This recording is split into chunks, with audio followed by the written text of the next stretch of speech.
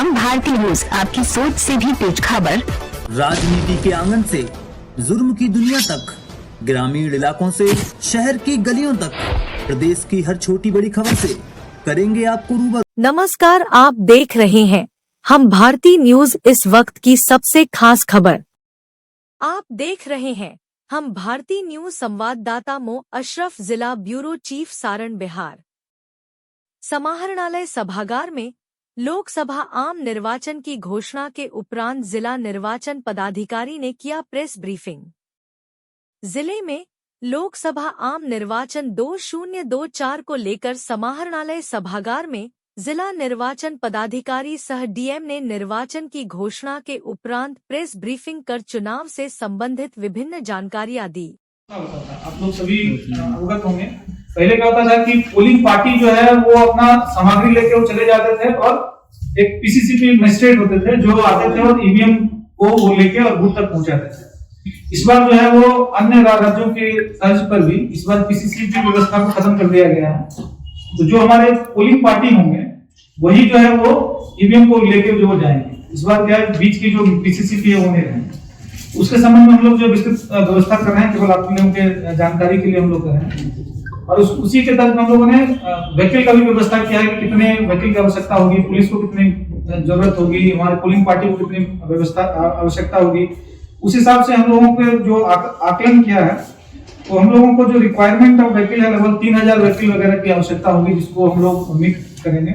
उसमें भी हम लोगों का किसी तरह का कोई दिक्कत नहीं है। अब जो कुछ अदर अरेंजमेंट्स है उसके संबंध में बात करेंगे, फिर हम जो मुख्य अन्य जो मुद्दे हैं उस पर आएंगे।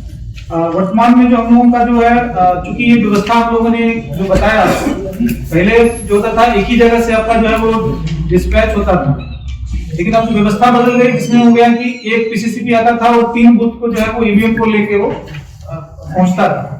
अब क्या है कि हर एक जो बूथ का जो प्रिसाइडिंग ऑफिसर है उनके साथ जो कर्मी हुआ है, मतलब है कि अब पहले तो एक व्यक्ति 3 को लेके जाता था, अब 3 व्यक्ति हमारे पास आए।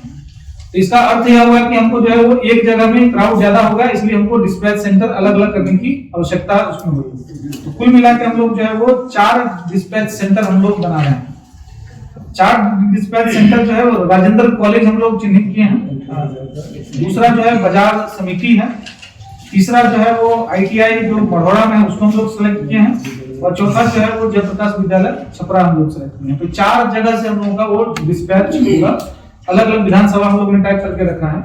और फिर जो है मतदान के बाद सबका जो ईवीएम है वो हमारे बाजार समिति में बने जो स्ट्रॉन्ग रूम है वहां पे आएगा, और फिर मतगणना का जो कार्य होगा वो बाजार समिति में होगा।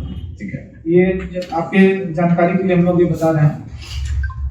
उसके अतिरिक्त जो है ईवीएम जो है हम लोग यहाँ पर्याप्त है, और ईवीएम का जो है हम लोग ट्रांसपेरेंसी के लिए जब हम लोगों ने एफएलसी किया था उसकी सारी सूची हम लोगों ने अपने वेबसाइट पे वो डाल दिया था, सभी पॉलिटिकल पार्टी को भी दे दिया गया था कि अक्सर जो कंप्लेंट कभी आता है कि ईवीएम में जो है वो संख्या उनको पता नहीं रहता है, जिसके कारण अगर मूवमेंट होता है तो उनको लगता है कि क्या है। जैसे हमारे कुछ ईवीएम जो है वो ट्रेनिंग में भी जैसे जाते हैं, अभी जो ईवीएम डेमोन्स्ट्रेशन वैन आप देखोगे तो वहां पे भी हमारे ईवीएम जा रहे हैं, या हम लोगों के जब जन जागरूकता कर रहे हैं या स्वीप एक्टिविटी करते हैं तो वहां पे जो है वो ईवीएम पे फर्स्ट हैंड एक्सपीरियंस कराते हैं बच्चों का। जैसे अभी भी हम लोग जो है इलेक्ट्रॉनिक लिटरेसी क्लब जब स्कूल में जब करा रहे हैं तो वहां बच्चों को जो है वो लाइव कराते हैं कि आप जो है लाइव ईवीएम पे काम कीजिए। उसमें हमको ईवीएम को ट्रांसपोर्टेशन करना पड़ता है। हम लोगों ने सभी पॉलिटिकल पार्टी को भी दिया है कि कौन सी ईवीएम हमारे जो है ट्रेनिंग में है, कौन सी ईवीएम मेरे कहाँ है, उसका नंबर सहित हम लोगों ने दे दिया है ताकि पारदर्शिता वो बनी रहे।